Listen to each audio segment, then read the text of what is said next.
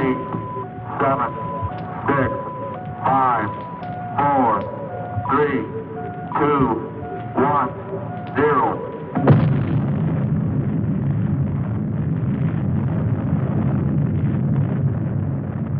Since the splitting of the atom only a few decades ago, and through his God-given genius of science, man, at last, has succeeded in penetrating further and further into the unknown vastness of space. The moon has become the launching base for advanced exploration. From this pivotal point, astronauts, at the risk of their lives, set out to conquer nature's mysterious forces. Yet many questions remained unanswered. What is his Earth in relation to the inconceivable number of other worlds? Is his speed truly the fastest, his achievements the greatest? Or is he a mere unimportant piece of driftwood floating in the vast ocean of the universe? Could there be life similar to our own on other planets? Is it not possible that atmospheric conditions of relative environments control their shapes and forms?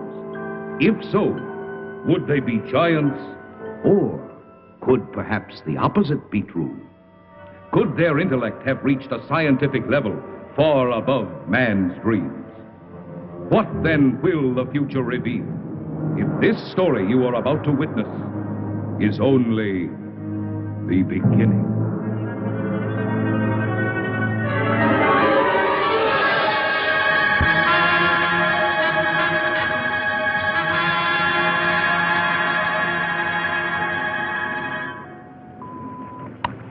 Log entry, Pegasus 3, March 16th, 1980. Captain Leonard, pilot, Lieutenant Webb, navigator. This is the 7th and last day of Space Reconnaissance Research, Flight 361, from United States Air Force Lunar Base 1.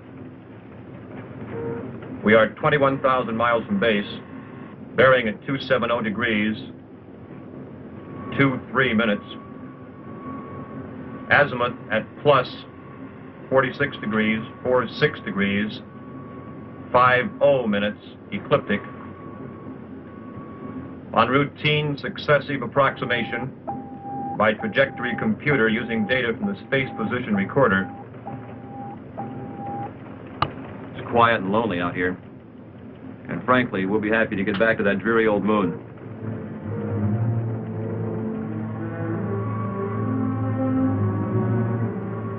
We're almost a degree off trajectory, Captain. Equipment check's okay. Must be an outside acceleration force.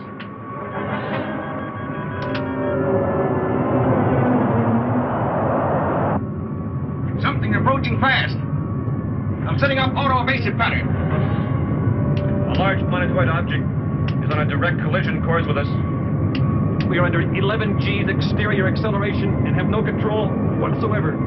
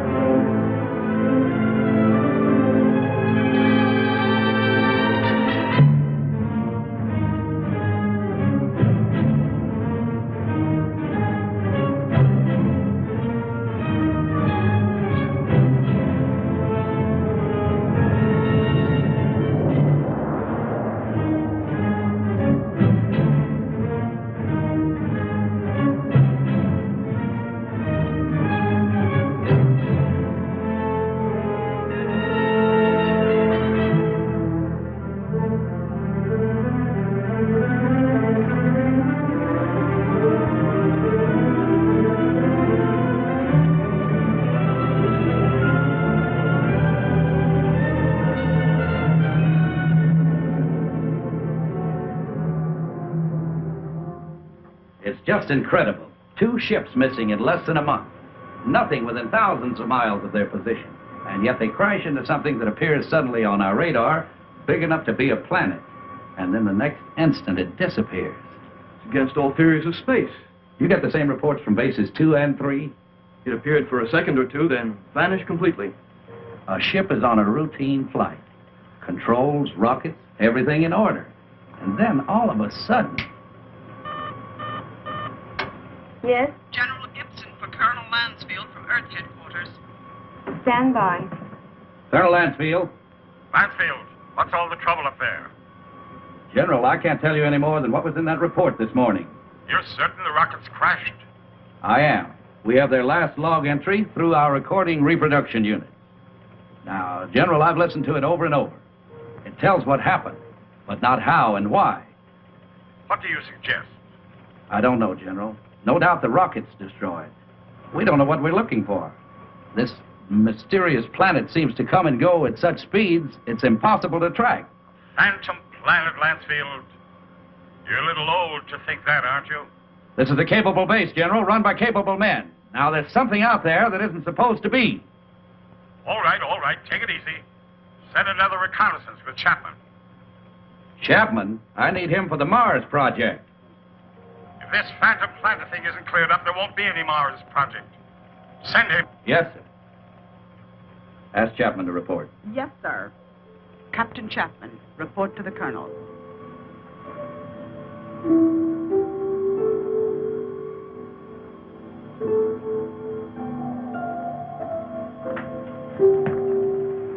Sir, I've been testing the pressure equipment for the Mars project. Forget about that now, Chapman. You leave tomorrow morning. The General wants someone with your experience. I don't know whether to feel flattered or not. What exactly will I be looking for? A floating space monster? This is no joke, Frank. I wish it were. Sorry, sir. You know how rumors move around this base. Well, it's one of the things we hope that you'll dispel. Well, you're the colonel.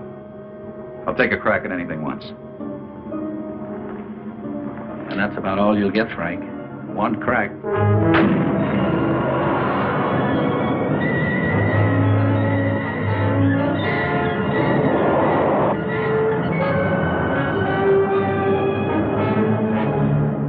18,000 miles out at 270 degrees azimuth and 47 degrees ecliptic. Speed 4.6 miles per second. Check. Computer guidance on. Stability course on. Directional rockets port off. Directional rockets starboard off. Set to automatic. Check. That does it, Captain. We can relax a bit now. Takeoff's always the same. My heart pounds like a sledgehammer. Yeah, mine too. How about the screen? Never fails to fascinate me from up here. You know, Captain, every year of my life, I grow more and more convinced that the wisest and best is to fix our attention on the good and on the beautiful. If you'll just take the time to look at it. You're some guy, McConan. Lunar Base 1 to Pegasus 4. Lunar Base 1 to Pegasus 4. Can you read me? This is Pegasus 4 to Lunar Base 1. This is Lieutenant McConan. Colonel Lansfield for Captain Chapman. Chapman standing by. Anything out there, Frank? Nothing, Colonel. It's almost too quiet. Well, keep alert. And don't waver off your course 1 degree, unless you think you're on to something. And if you do get on to something, report at once. Yes, sir. Pegasus 4 to Lunar Base 1. Over. Out. I hope whatever was out there is gone now.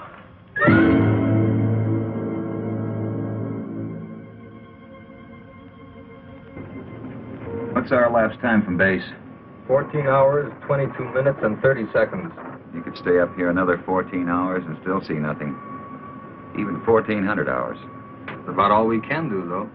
Are you sure we're still on course? Why? Well, I have an idea. Turn to 278 degrees azimuth. Hold 47 degrees ecliptic. Yes, sir. Changing course to 278 degrees azimuth, hold 47 degrees ecliptic. Lansfield tells us to charter the same course Pegasus 3 took. Well, that's fine, but I don't think we'll get anywhere.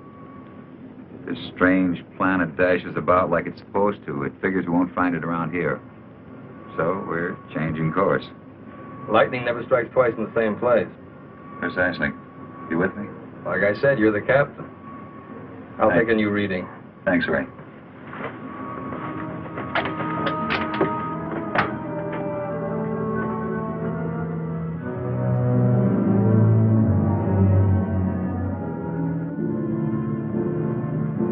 You could go nuts out here just waiting for something to happen.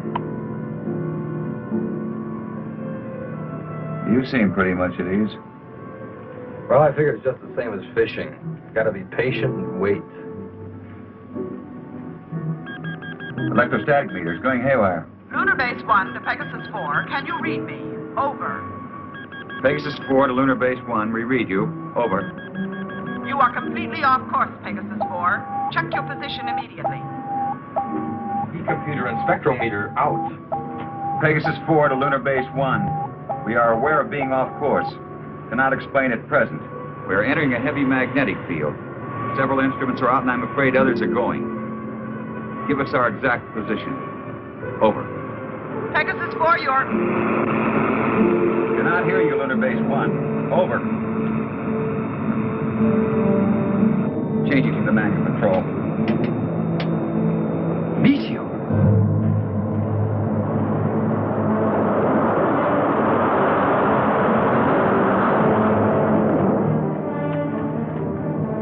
Boy, that was close. Yeah, and I'm afraid it isn't over yet.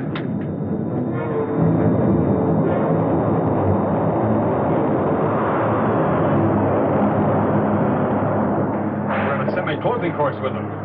Screen 1's fading fast. What about the infrared detector? That's out too. The thing we can do is turn it 90 degrees to the shower's path. More meteors are coming. It's our only chance.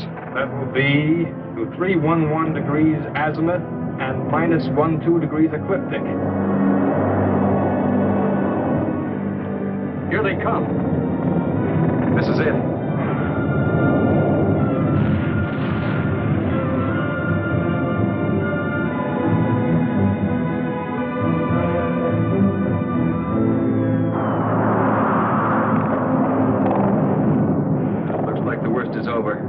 A lot of spots. Now, those are ionized trails. They'll persist for a while. Well, let's hope for no stragglers. With these instruments out, there won't be any way to tell if they're coming from another direction. Trick now is to get back to the moon. I think we'll make it. Yeah. Okay, Ray, let's go through a type B check. Right. Cabin pressure? 20 coming up. Retroport? Positive. Retro starboard? Positive. Main circuit 1? Negative. Main 2? Negative. Now let's try the auxiliaries. Main 1? Negative. Main 2?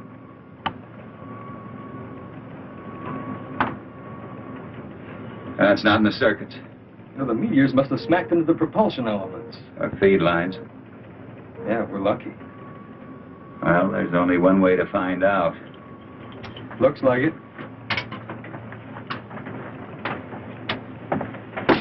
You know, there's one thing sure.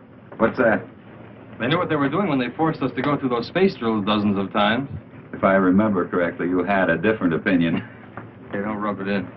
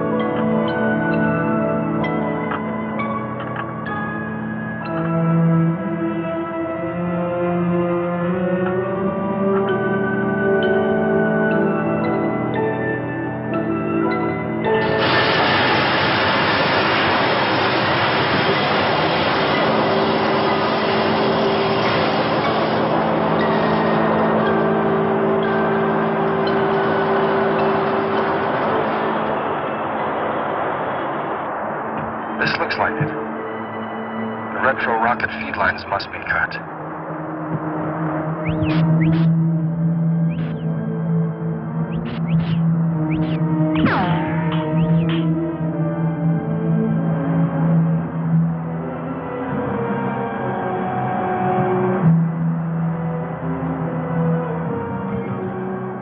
Frank, your airline's broken.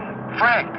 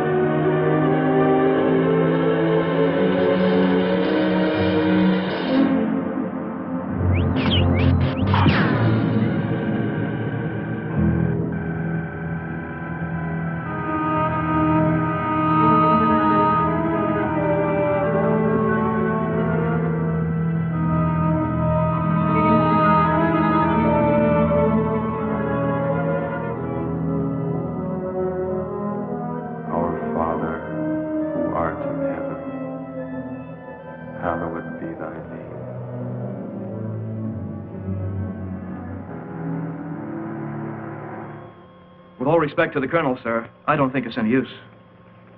Keep working that radar and keep working it until we locate Chapman. Yes, sir. He's got to be out there somewhere. He just has to be.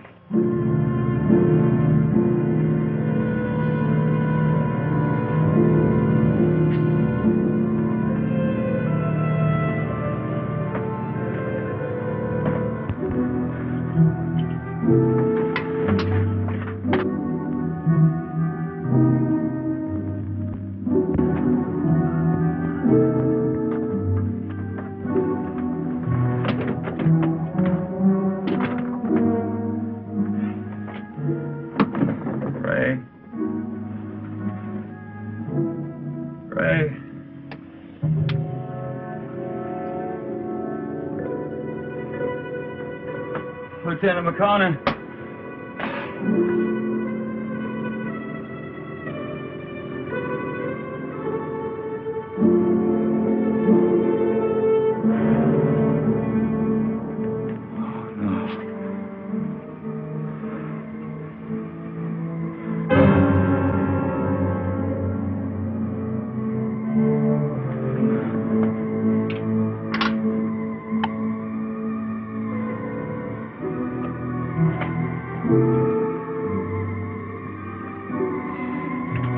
Captain Frank Chapman, pilot, Pegasus 4. Our ship is being drawn toward an asteroid.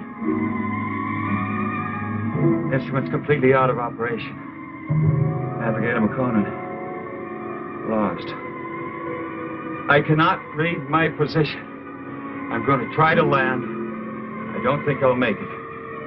If I do, I'll continue recording.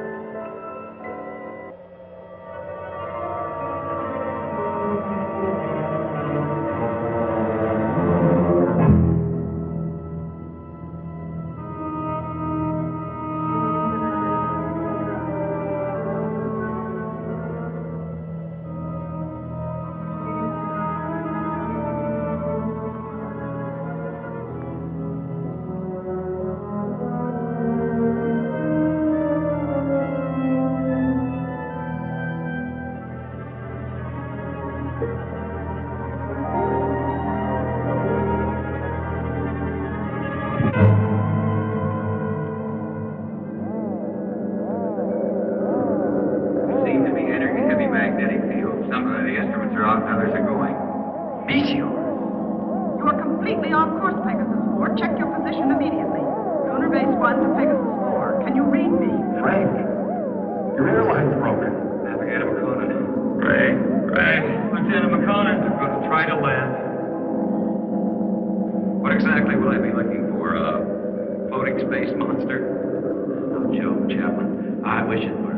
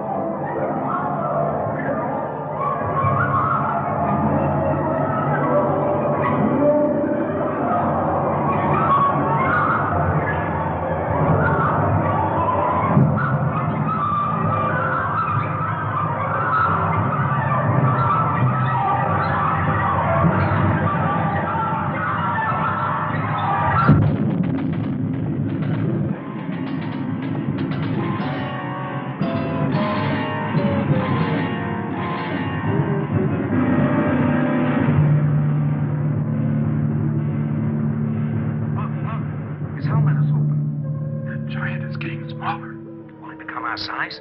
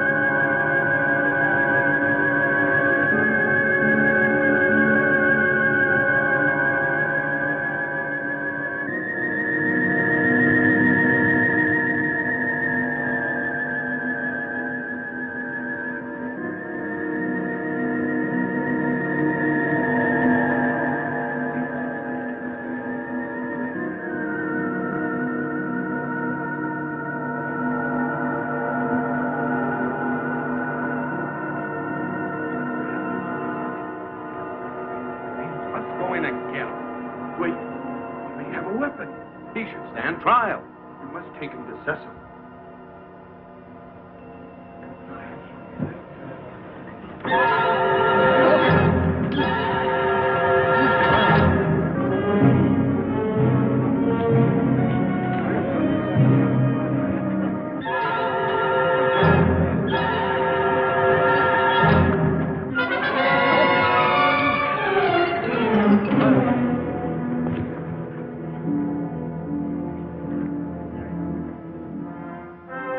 We will begin the trial. Yes, Cecil.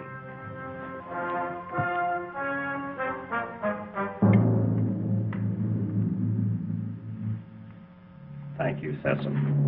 Bring in the jurors.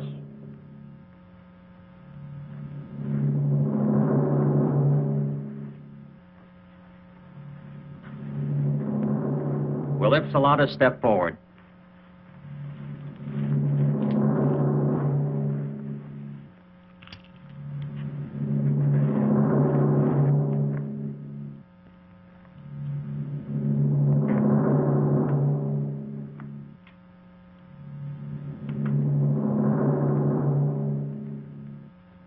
Call the prisoner.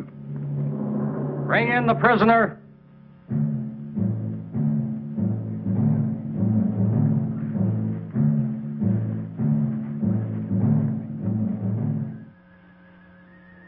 stand here, in front of our leader and our judge. Is the prisoner from another world ready to hear the charges against him? Charges? What charges? I will ask the questions. Are you ready to stand trial? It seems I have no choice. First, I want to know what I'm charged with. We'll let you know in time. What are you called? Chapman. Frank Chapman. What is your occupation in the world from which you come? I'm a captain in the Air Force of the United States, a country on Earth, Space Exploration Wing. But you must know about us. You speak our language. We do not speak it. But here on Rayton... Rayton? Yes, Rayton, the name of our planet. Here we are able to translate all languages through voice tone waves. Why all these explanations? Let us go on with the charges. You're right, Heron. This is no time for explanations. Man from Earth, you are accused of causing injury to one of our people. I thought I was being attacked, and I defended myself. I didn't want to come to your world. I lost control of my ship. It was like being pulled toward your planet by an enormous gravitational force. You were, when you came into our path of travel. Path of travel. Phantom Planet. We managed just in time to control your landing by releasing the pressure in our space warp. I don't understand. There are many things you will not understand here. Maybe in time you shall. In time? That is correct. The jury will now vote and find you guilty or not guilty for inflicting injury on a Rayton man.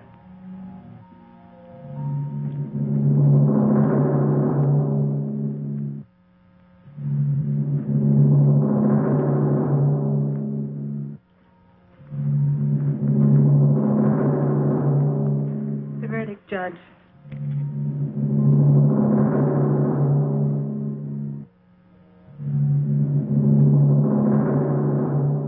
I find you guilty as charged. You are now a free subject of Rayton. The jury is dismissed. That is all. You are now a free subject of Rayton. That is not all. Listen, I don't know what kind of a place this is, but you must have some kind of law here. This planet pulled me to it. I didn't come here by choice. But being here, you cannot be permitted to leave. We must keep our security at any cost. So, I must pronounce you guilty. No penalties will be lodged against you. But you must become a subject of Rayton. Trial is concluded. Nothing is concluded. What is this? First I'm found guilty of something that's not my fault, and then I'm set free. Well, free to go where? Back to my world 6 inches tall? Don't worry. No harm will come to you. I'm Liara, Sesam's daughter. I'll show you to your quarters. Well, come. We'll talk on the way.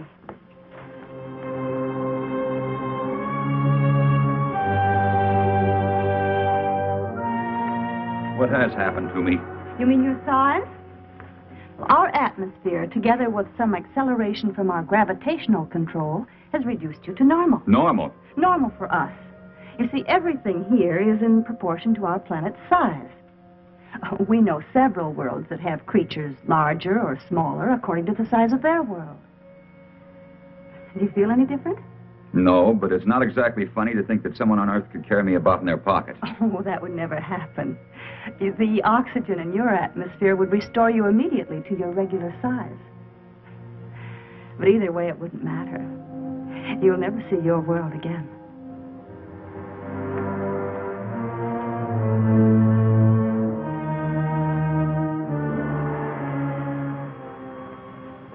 Nothing yet. No, sir. No contact for 2 days. I'll wait another 24 hours. Then, with or without orders, I'm sending out a search party. You wanted to see me? Yes. Will you excuse me?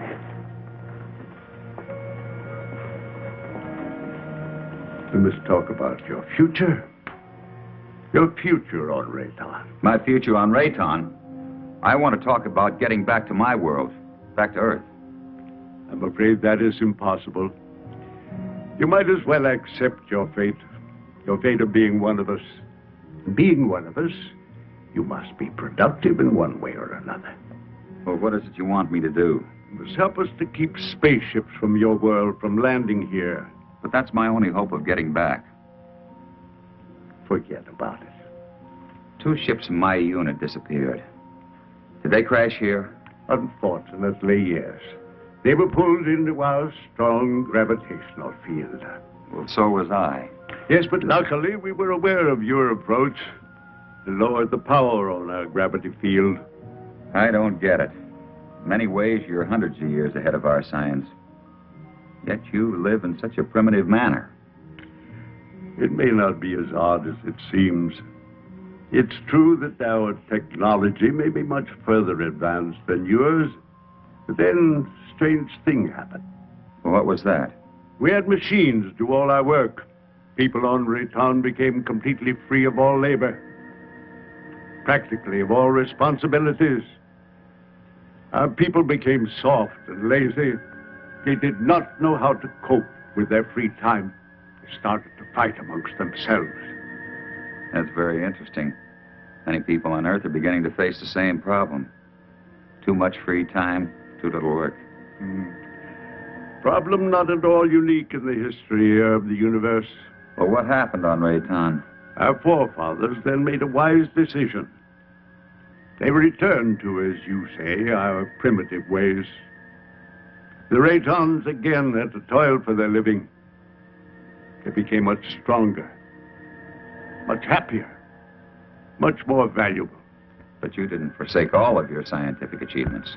No, we retained the secret of the gravity control for our survival in space, and the secret of our food production for our survival on this barren planet. You sacrificed advancement for this. Sessom rules us, and we are content. Now, can't we get on with this, Sessom? Errand is hasty. We all are. Our lives have been changed so much.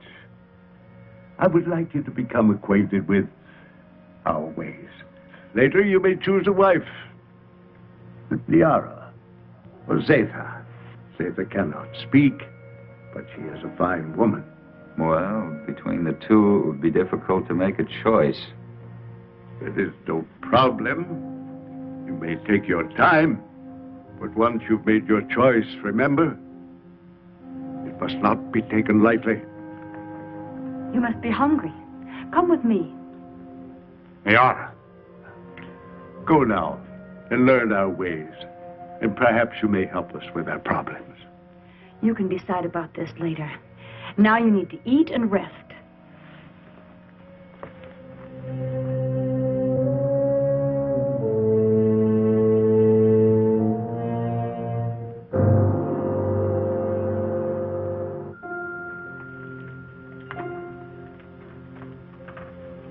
This is good. What is it? I think it's the equivalent of your breadfruit. We made it chemically for you since nothing grows here on this planet. Oh, here. Drink this. It's good for you and it'll help to make you rest. You need it. You say nothing grows here. Well, then how do you exist? Well, our bodies are so constructed that we need very little food because of the air we breathe. Feeling better now? I hope so. Yes. But I'd like to get out of here. You're a strange one, Frank. I'm a strange one. What about everybody else? And don't call me Frank Chapman. My name is Frank Chapman. 2 words. Yes. Frank Chapman. Oh, I'm sorry. I didn't mean to be so rough. It's just that, well, this is so new to me. You know what I'd like to do if I had a choice? What? I'd like to return to my ship. Well, that's impossible. Then you see I'm still a prisoner. Not at all. You're free to go anywhere here on Rayton. Except to my ship. Your rocket is no longer on this planet. It was sent off last night while you were sleeping.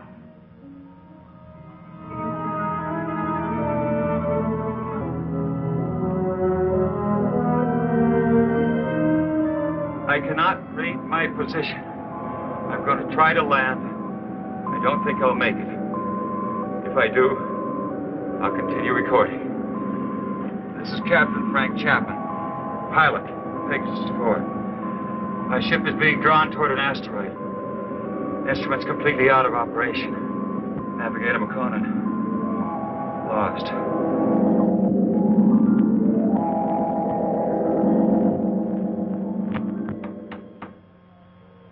Sir, unidentified object on screen.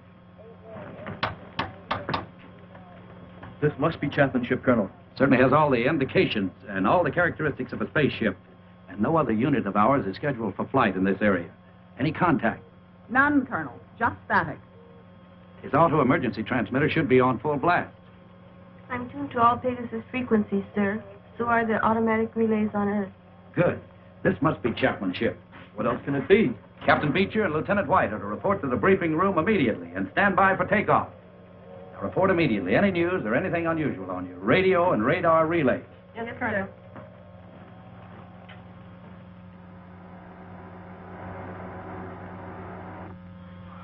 The rescue ship is in the countdown phase, sir. They're waiting for your final operation orders. Put me through to the captain of the rescue ship on launching. Beecher, this is Lansfield. Yes, Colonel. Beecher, your final instructions are being teletyped on your recorders. Yes, sir. As you know, something unusual must have happened to Chapman and McConan. And I don't mind telling you that it's of greatest importance to space travel that we find out exactly what happened to these two men. So blast off, and good luck. We'll do our best, Colonel.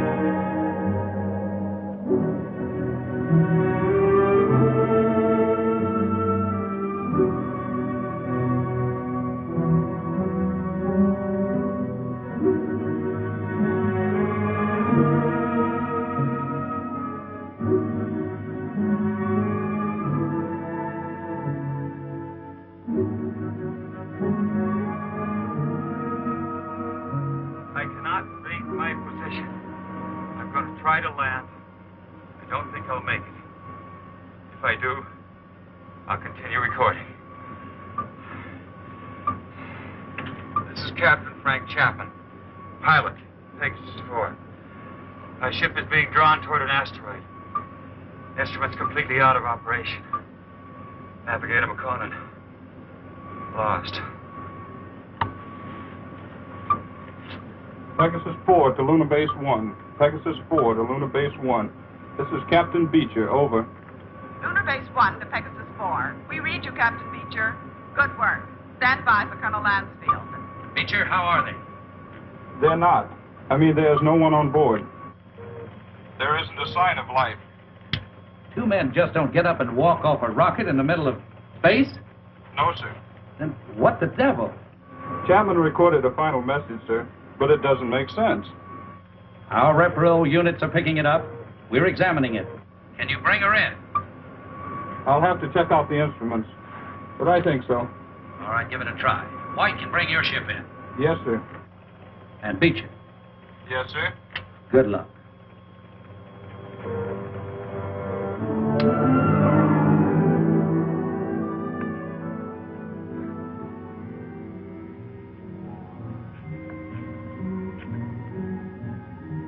I can't work under these conditions. I must know more about the directional flight machine. When the time comes. Well, the time has come. I want to speak to Sessom. And right now. Very well.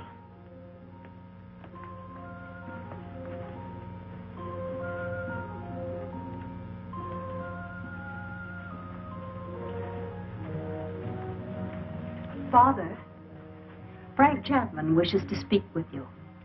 Do you want to talk about Liara? That isn't what I came here to discuss. My work has reached a stage and I need to know more about your gravity control. It is too soon. Now, how do we know he's not a spy for the Solarites? You're too distrusting, Heron. All right. You may see it.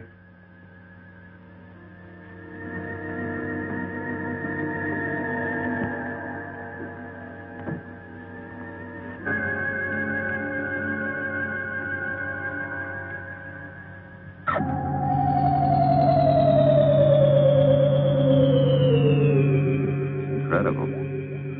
But how? The high density of our planet made it possible for us to advance gravity and therefore anti-gravity theories. It's beyond me. Einstein was working on this problem, but he died before he could complete his investigations. What causes Rayton's high density? The atoms on this planet have narrower electronic orbits than the atoms on most other planets. The smaller they become, the easier it is for us to control and take advantage of positive and negative gravity. But why is Rayton getting smaller? This planet is slowly using up the energy that holds the atomic particles together. You mean you might disintegrate into nothing? Yes, someday. But it will not be in our time. Well, I guess it's the same as on Earth. We don't seem to worry that our sun might be cooling off in many millions of years. The danger for us is that sudden bursts of concentrated heat directed on our Rayton might suddenly speed up the process of time. You think that's possible? We have enemies who want our knowledge of gravity and who know our weakness. You're expecting an attack? When you have enemies, you always expect an attack.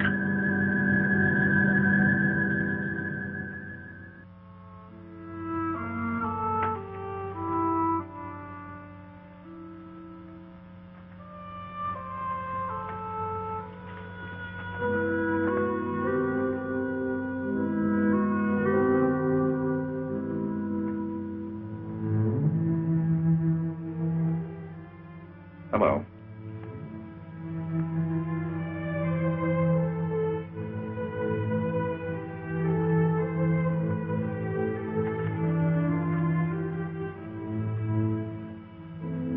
I'm going to take a walk.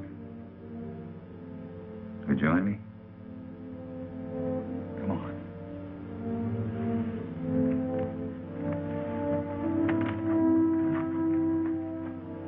You know, this is the first time I've had a chance to talk to you alone.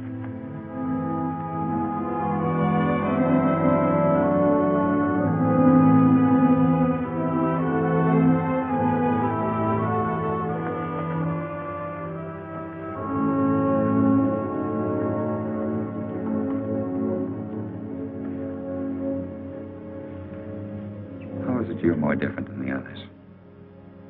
I don't mean your silent side. I mean, you're warmer, more sensitive.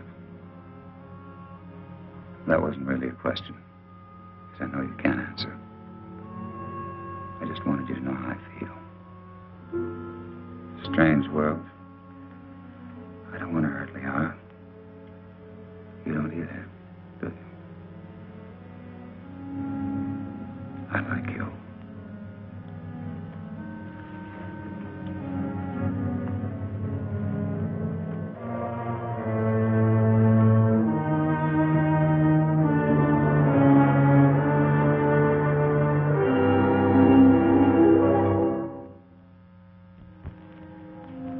charges to make against the Earthman Chapman. He is imposing himself both on Liara, your daughter, and the mute girl Zeta. Now, this is an insult to Liara. You know I love her. And a direct insult to me. I am asking, rather, I am demanding your permission to challenge him to the duel.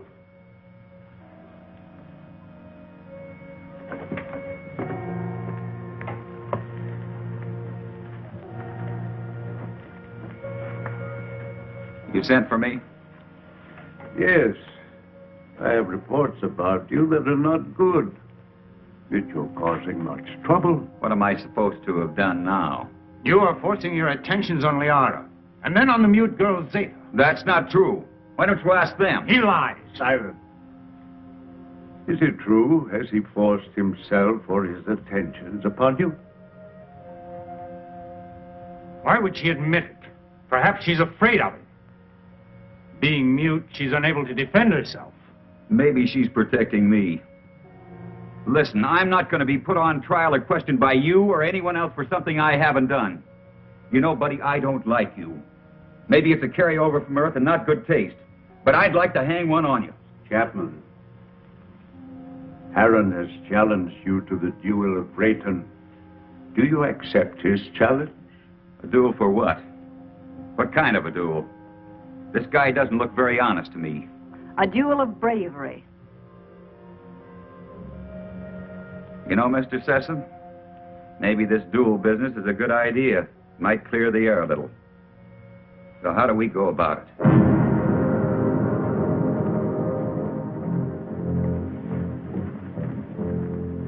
Aaron, you know the rules for the duel of Rayton. But for him, I'll have to explain and show the results. Chapman, come here. Those are gravity plates that we've had placed here. Their intensity is so high that any object or any person placed on any one of them would immediately disintegrate. Here, let me show you.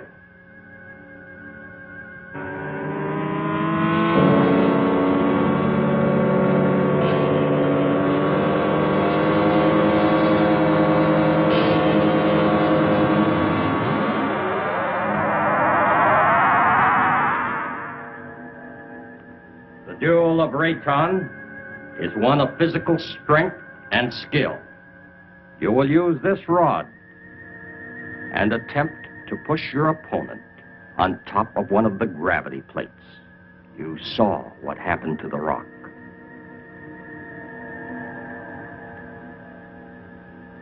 Get ready.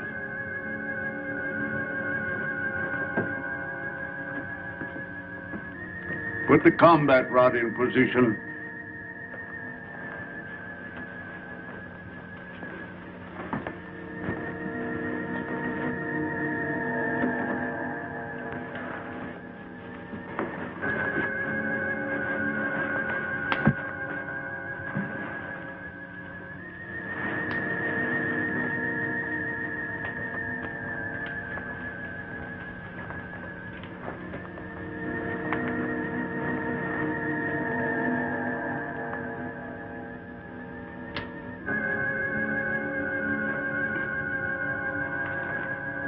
At my signal, you will start the duel.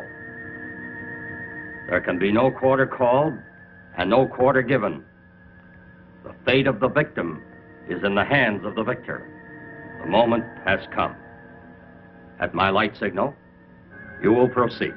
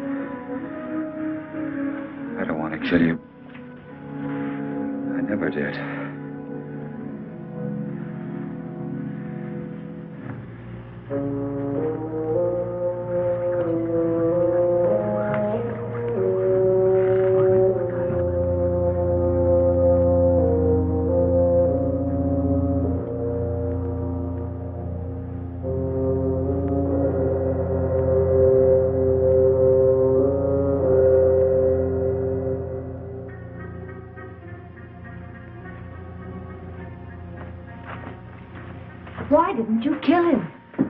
I didn't want to. I don't believe in it. In this case, killing him would have accomplished nothing. But Heron wouldn't have shown you mercy. He'd have killed you because he wants me. But I don't love him. I love you. If you'd felt anything for either one of us, you could have stopped this duel. What? You know what I think?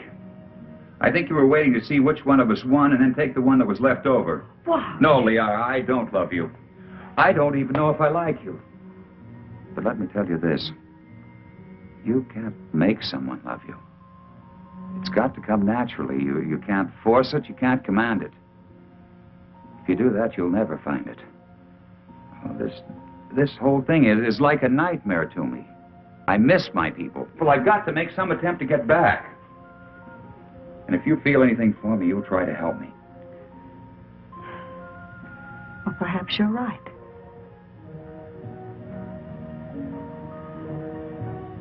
Maybe I can help you.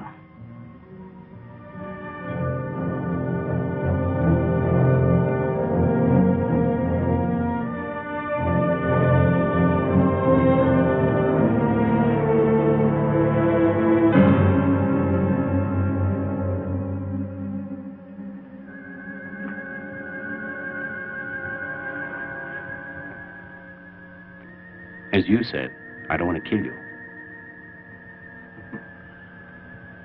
No, I think I could understand your somewhat quaint language if I were on your Earth a little.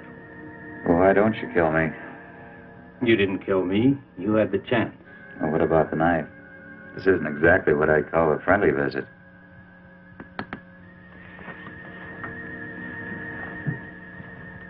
You help me. I have a plan whereby I might help you to leave our planet. Perhaps it will work. I don't see how this is possible. What about my size?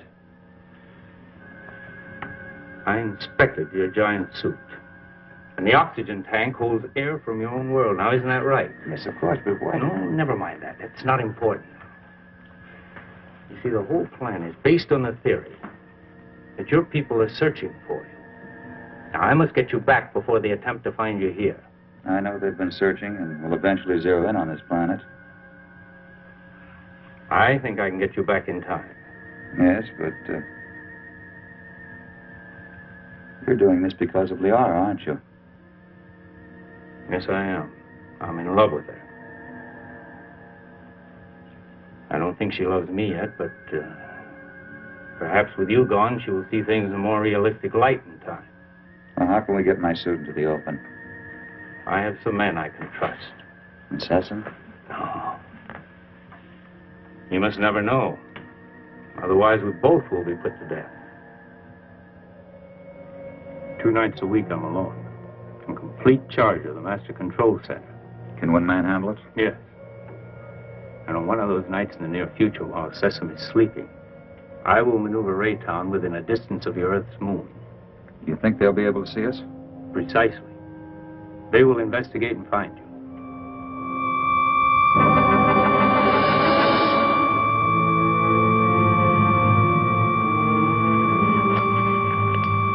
Go with her.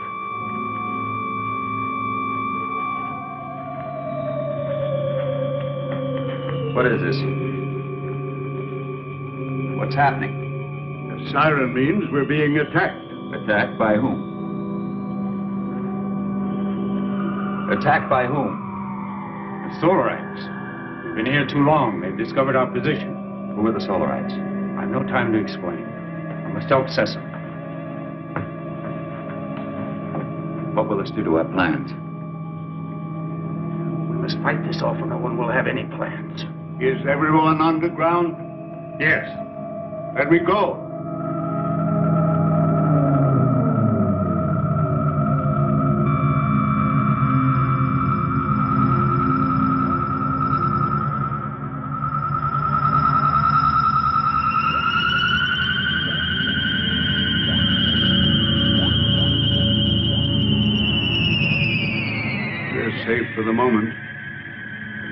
don't give up so easily.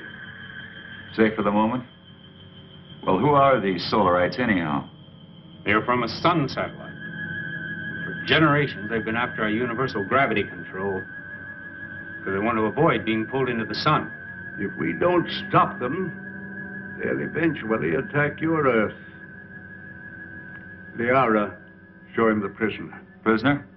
Come.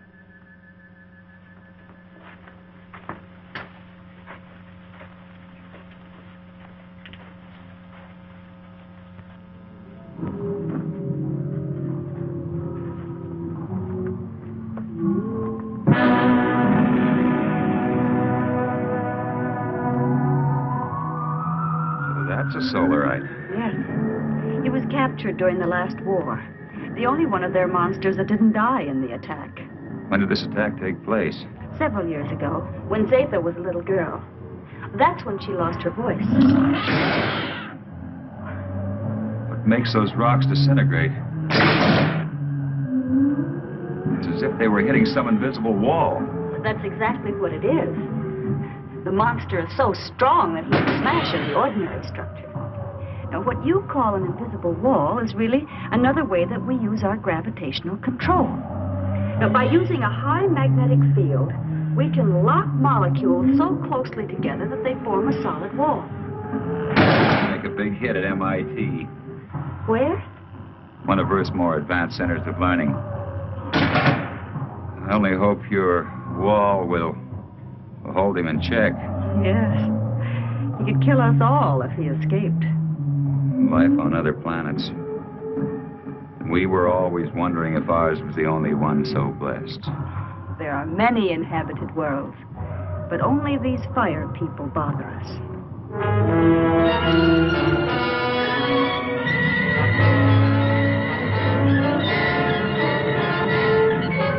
We have been sighted by the enemy. They are forming a concentrated attack, pattern 6, vernier index 1-2. At 6? They never attacked on that one before.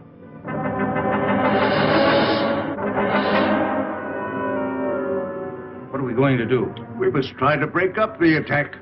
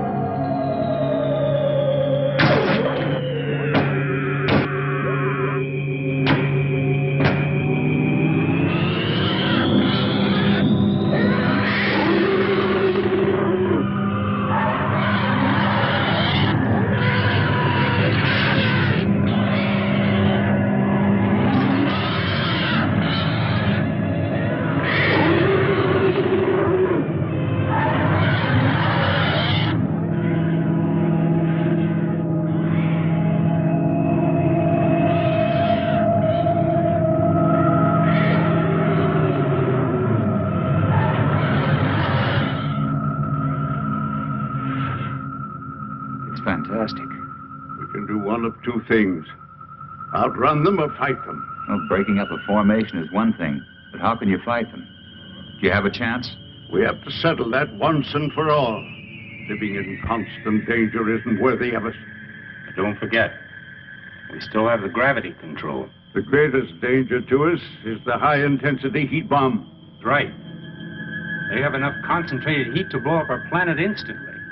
What would you do? I would fight. And you?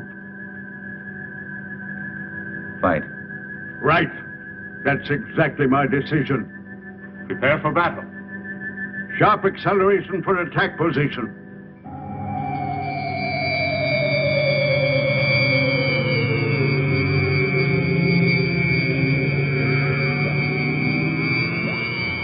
Maneuver so that we face the enemy when they attack.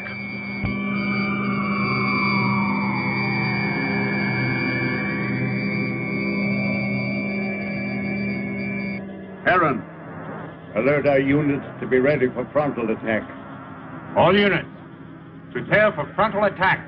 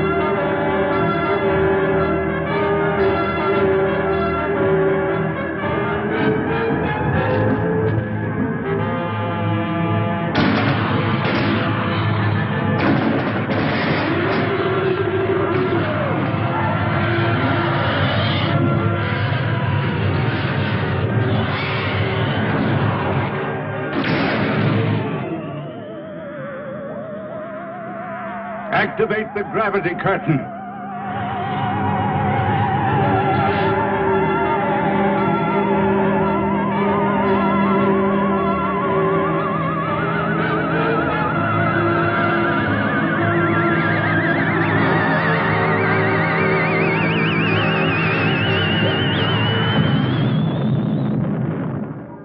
Oh, it was a magnificent victory. But I'm deeply plagued with regret when I'm forced to destroy. If it wasn't them, it would have been you. Perhaps you are right. You're wise, Chapman. One day you and Harold will lead our people. Well, I'm honored and grateful, I but... will teach him all he needs to know.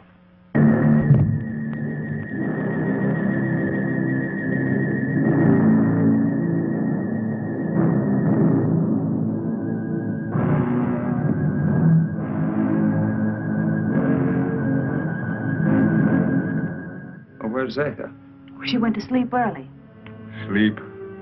I'm very tired. Perhaps the battle was too much of a strain on me. Good night. Good Sleep night, well, Father. Zeta.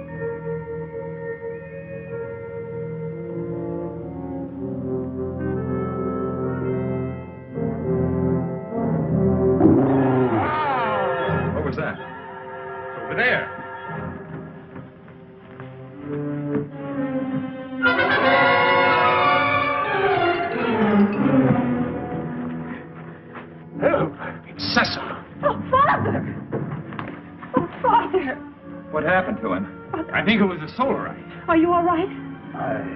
What happened? I don't know. Was it the Solarite? Did you see him? It was terrible.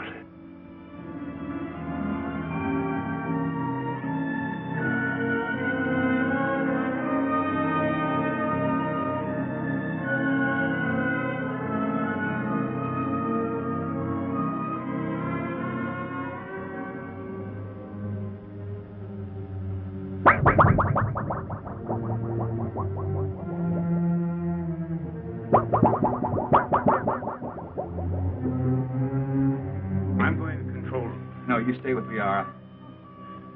Chapman. Yes? Go through that corridor. It's shorter. Right. But be careful. I'll be all right. Oh, Heron.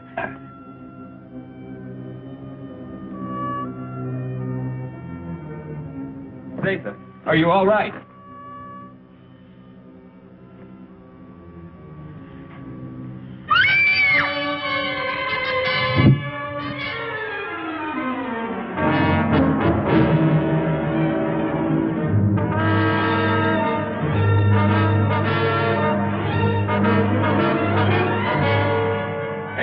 Watch the plates!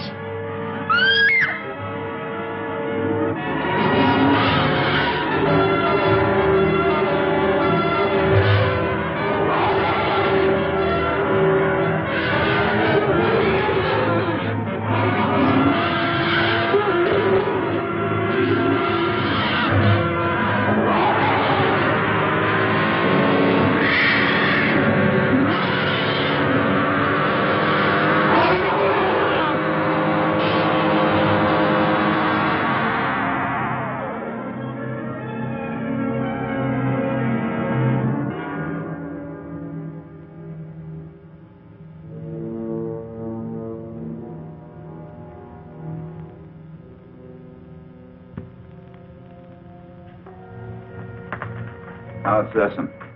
It will be all right. Liara's with him. I'm glad. You still wish to return to your world?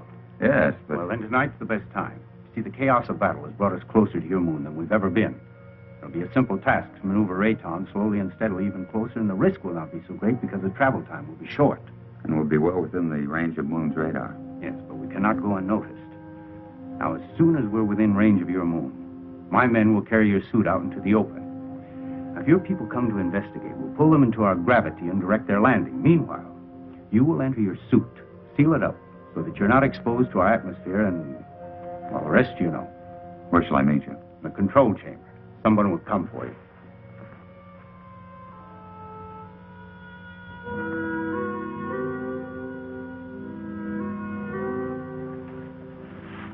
Zatha. It's you. Yes, Frank Chapman. But you can talk. From my fright when I thought you were going to be killed, something happened. And after I screamed, I found I was able to speak. Zatha.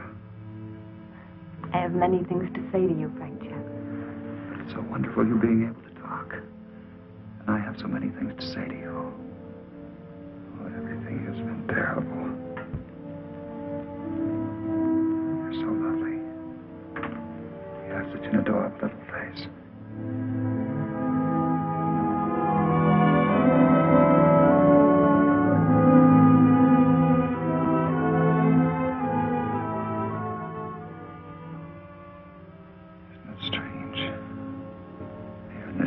I've found perhaps what I've been looking for all my life. And I must leave. Although everything within me wants to stay. It's my solemn duty to leave. You understand that, don't you? Frank Chapman, I've been in love with you since the first time I saw you. And I've never been able to speak a word of it until now. As I know, my love for you is so strong. So, I also know that you will leave.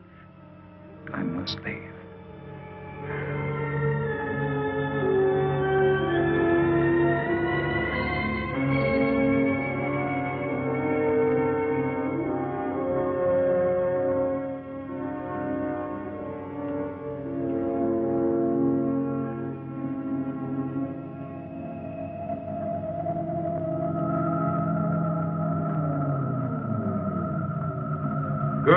time. Here we go. Another hour and we shall be close enough for you to be found.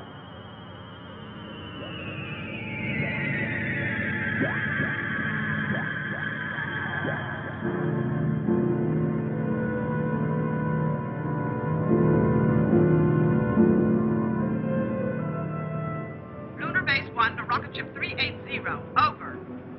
This is Rocket Ship 380 to Lunar Base 1. Over. Radar has just picked up a giant asteroid. Identity unknown. Cannot find any record of it in the space charts. The Phantom Planet. Give us exact position of asteroid.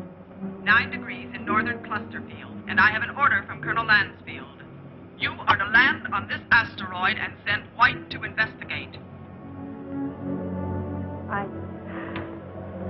I hope you will find happiness back with your people. You would be my happiness. Here or there.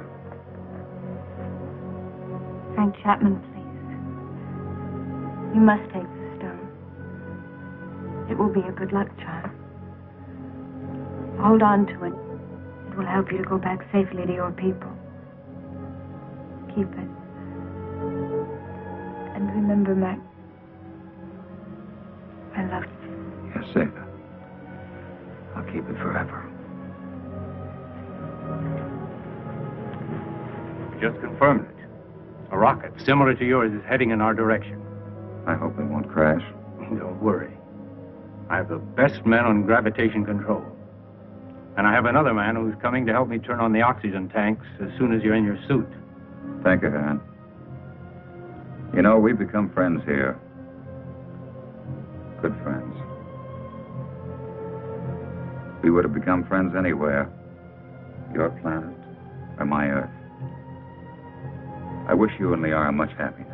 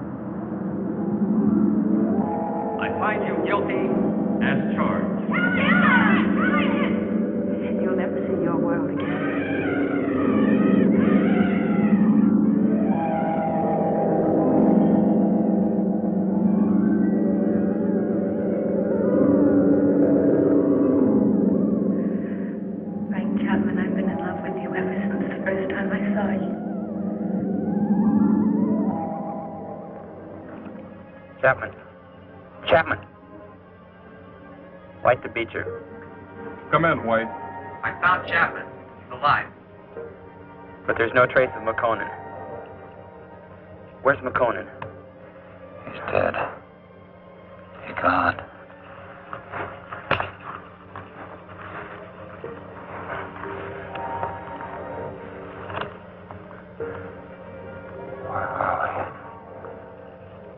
Where are they?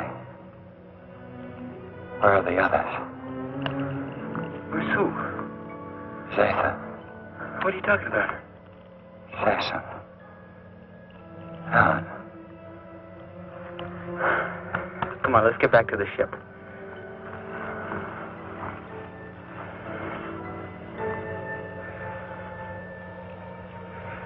White to Beecher. I'm bringing him in. He seems to be all right. He said McConan is dead. He keeps talking about other people. I think he's in a state of shock. Do you need assistance? No, Captain, I can handle him alone.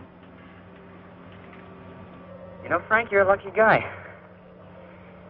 This is a wandering planet. Could have carried you anywhere. I'm sure glad we found you. Zatha.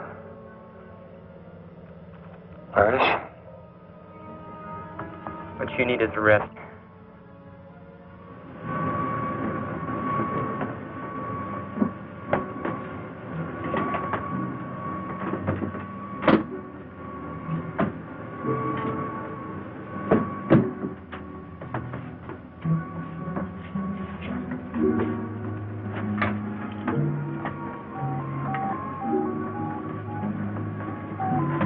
Prepare for immediate takeoff.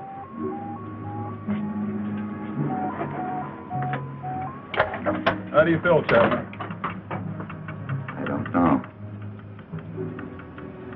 I don't understand. It's unbelievable. We'll get you back to Moon Base for a thorough examination. Do you think you're hurt? I don't think so.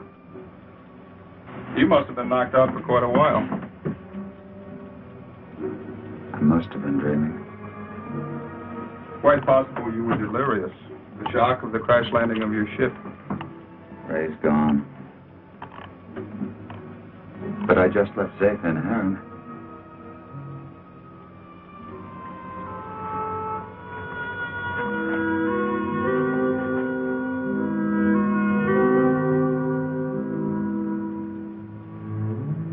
She had such an adorable little face.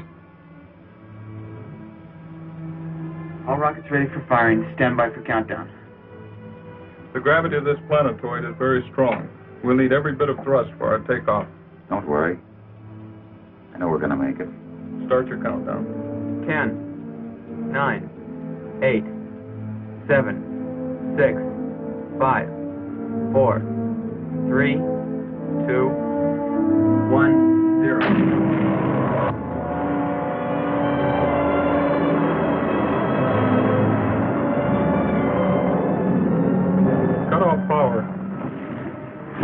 Power off.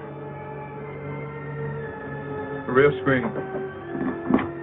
Rear screen.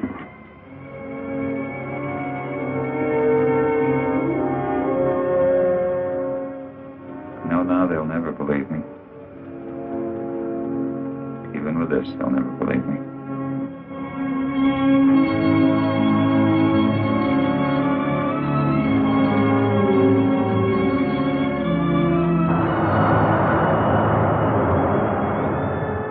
What then will the future reveal? If this story is only the beginning, only the beginning.